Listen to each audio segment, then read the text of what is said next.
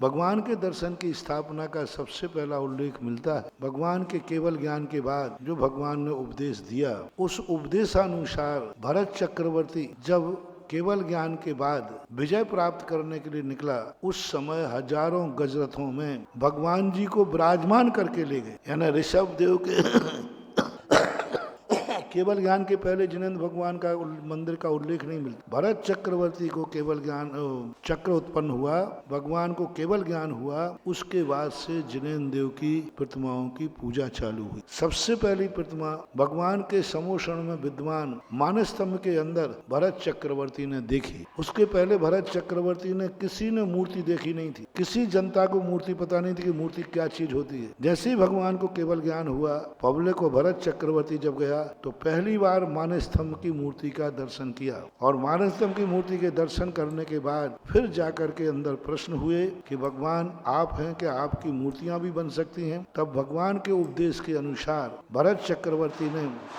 मूर्तियों की प्रतिष्ठा कराई और हजारों गजरथों में मूर्तियों को स्थापित करके अपनी विजय यात्रा पर ले गए। और उस समय इस प्रकार से फिर भरत चक्रवर्ती ने जब विजय प्राप्त करने के बाद लौटे, सबसे पहले उन्होंने कैलाश पर्वत के ऊपर जिनसेन प्रतिष्ठा पाठ, कैलाश पर्वत के ऊपर 72 जिनालय बनाए, उनमें स्वर्णमयी जिनालय और रत्नमयी मूर्ति बैठा ली। ये प्रतिमाओं के इतिहास मिलता है।